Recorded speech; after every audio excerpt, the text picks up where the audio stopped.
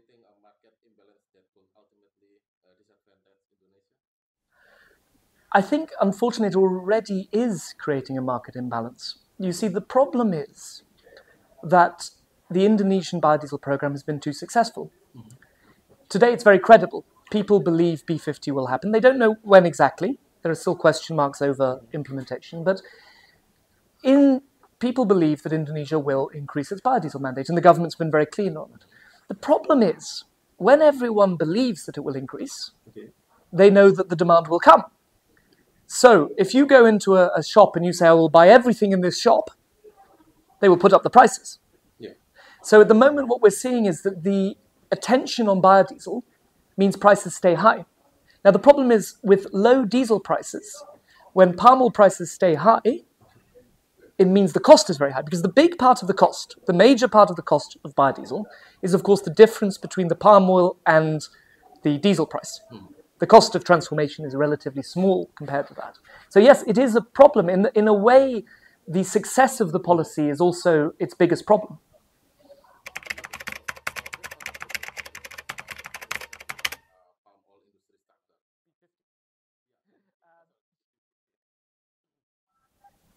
Our view is that really the very best way to arrange this is by introducing a flexible mandate.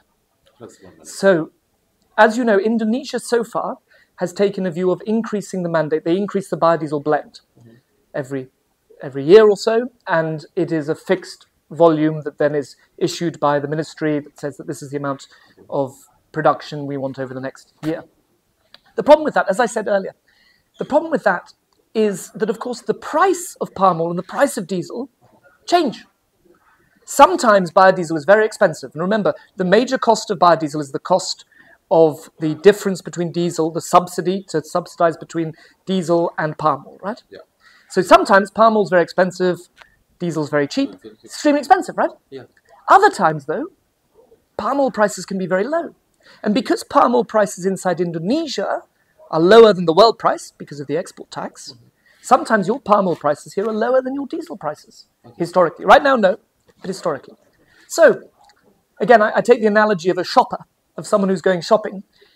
Maybe you want to buy more when it's on discount, and buy less when it's really, really expensive.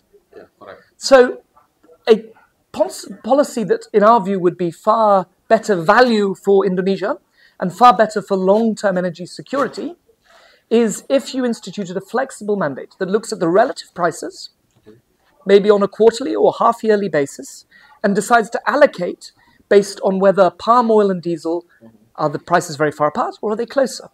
And that way, in our calculations, you could get 4 times as much biodiesel for the same price, if you look at historical, because you would be buying when it's cheaper.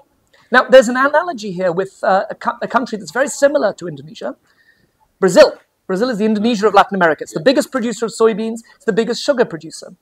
They have a very large sugar ethanol policy. That policy is flexible.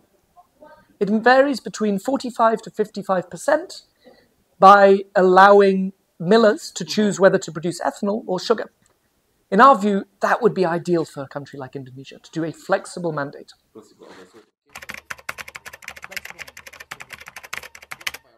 oil productivity remains stagnant while biodiesel remains domestic CPO availability and global CPO price. So here's the thing. You say if yields remain stagnant.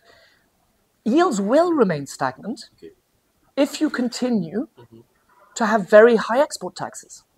In our research, we can show you that there are no crops with price controls who have seen their yields improve.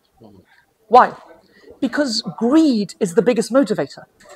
People see a high price, they invest. Yeah. So you see a high price, you invest. But if your price is reduced because of taxes, well, you don't invest so much.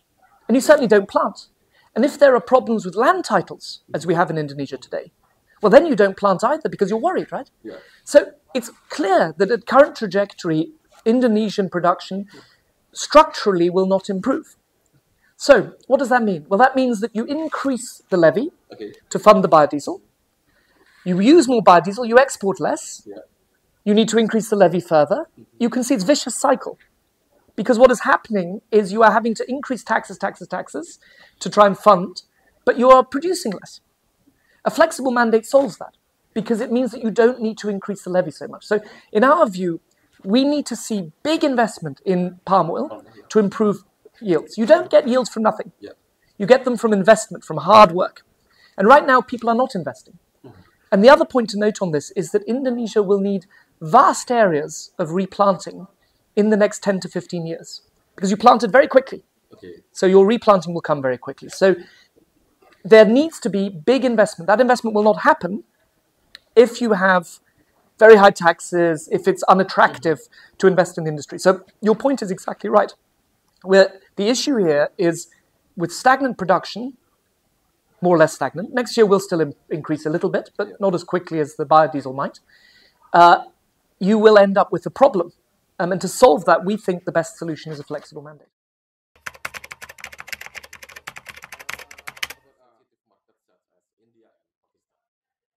Yep.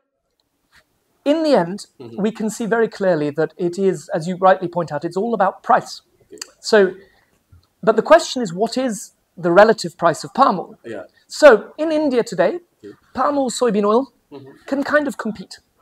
But you get to China, well, palm oil is quite a lot more expensive than soybean oil because China has excess soybean oil. Yeah. You get to the EU, Europe, palm oil is very expensive compared with soybean oil because of shipping costs and because of their own self-imposed regulations, and all of these things mean palm oil is very expensive. So that reduces demand. Because, and you know, sometimes we say, oh, the Europeans, they don't like palm oil. Increasingly, they can't afford it. Palm oil has very specific uses in which it has big advantages. Hard fat uses. You know, it's the stearine that's really the valuable part from a point of view of food manufacturers. But when it gets more and more expensive, people reduce demand. The good news, though, is that we notice that when the price comes back, demand comes back very, very quickly. People come back to buy. So, you know, in the end, really, as long as your price is competitive with soybean oil, palm oil exports can increase very dramatically. Then the question becomes soybean oil, and of course, it is likely that soybean oil prices will increase due to a different biodiesel mandate, one in the US, which is coming in next year. In turn, the levy revenue get from the biodiesel program itself. So, in our view, even to remain with B40, at present expenditure, the levy will have to increase. So there will almost certainly be a levy increase. It's been talked about now for quite a few months. It will have to come. Again, I come back to the flexible mandate, because the problem is that a levy increase is not free. The more you tax, the less investment you get. Yeah. You cannot simply always increase the levy ever further, right? So it has a fiscal problem. And of course, the other thing is if you reduce, the other side of the equation, of course, is the levy. We talk about the levy for biodiesel, but the duty goes to the Ministry of Finance. And if you have lower exports, you have a lower duty revenue as well. And the duty is important. I mean, it's quite a lot of money as well. So the fiscal implications of B50 are stark. And I think that is now what the industry is grappling with, is how do you fund B50 given all of this? Yeah.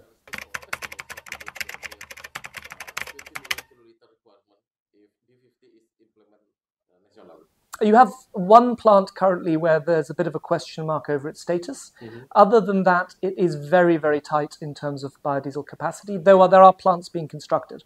So at present, the capacity is insufficient, though capacity is being built to meet the requirements. And as I say, there is one plant that there's a question mark over its operation. The only other thing I'd point out is that your operation rates on biodiesel plants are very high. You know, you're looking at very high operation rates. They run full out, much higher than in other industries. So any problems with the plant, and that will be very difficult because you are really straining. So we do need to see big investment in, or relatively large investment in biodiesel capacity before B50 can be met, I think.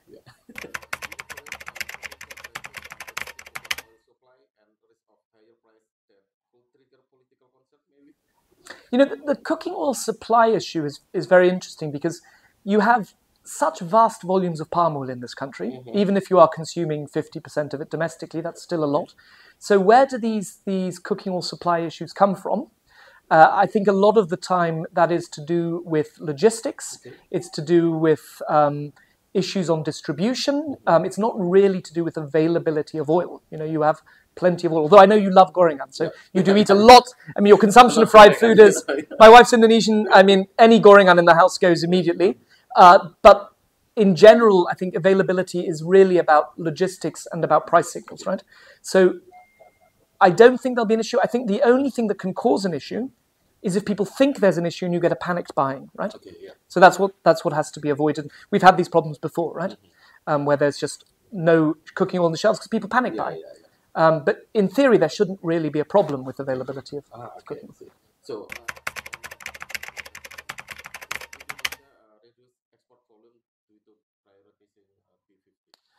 Well, their options for palm oil are to buy from Malaysia or from Thailand, which is becoming an increasingly large exporter. But those volumes won't long run be able to make up for the slowdown in Indonesia. Of course, there is oil palm growing in West Africa a little bit. There's a little bit of growth there, but that's for the domestic market. And Central America recently exported to Colombia, exported into India, which happens very rarely.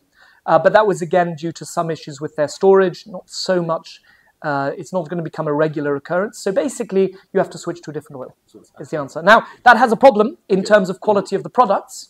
I am told from Indian friends, a samosa, you know samosa, like a curry puff, right?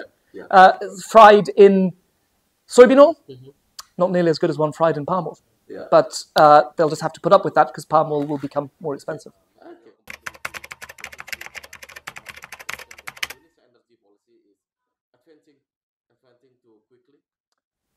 Our view is it's advancing too quickly because you're getting a terrible deal because it's costing you too much.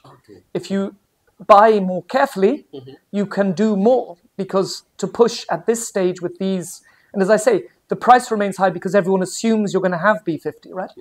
On the technical side, I'm not the expert. I would say one thing though, which is that even B30, I mean, I've now been doing this for so long that I remember all the Bs, all the way through from the very beginning.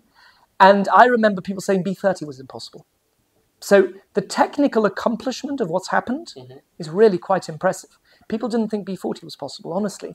So the technical part of it is very, very impressive to have achieved these blends, far beyond what anyone thought was possible. I remember being asked to look into B10, whether B10 was possible. We're now B40, right?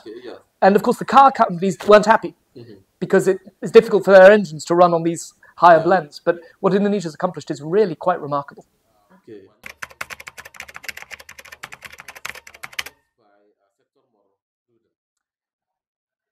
I think the government has proven if they set their mind to it, they can do it. Not within the next 6 months, definitely, because of the capacity and the funding issues. But once capacity comes, once funding is secured, they can. The question is, should they do it? And of course, we understand that Indonesia wants to ensure its energy security. The question is long-term energy security better served by advancing at the right timing rather than advancing as quickly as possible? And our view would be that a flexible mandate, one that takes advantage of the relative prices, will give you more biodiesel for your money. So will help Indonesia. What will you consider the most critical and most likely to material? You know, I think in the end, what this does is push up palm oil prices. It reduces palm oil exports. It reduces buying. But of course, we have soybean oil. We have other oils. From an Indonesian point of view, the risk on this is that you are inviting in your competitors. You are using you're using palm oil for your biodiesel, fine. But other markets are switching to other oils. And in Brazil, we'll keep planting soybeans. Other oils will enter. The market does not stay sit, right? People still eat. People still need to eat. So the market finds a way to solve it by growing other crops. Palm oil is being dethroned. Palm oil today is no longer, if you take all the soybeans that are exported, as well as all the soybean oil that is exported, it is bigger than palm oil today. Palm oil for years was the leader. Soybean oil today is bigger. So palm oil is handing over its crown to soybean oil. Whether prices, I mean, in the end, if we have a shortfall, prices rally. And prices right now are good, but they're not as high as they were historically. Of course, they've been much higher. So we could see higher prices.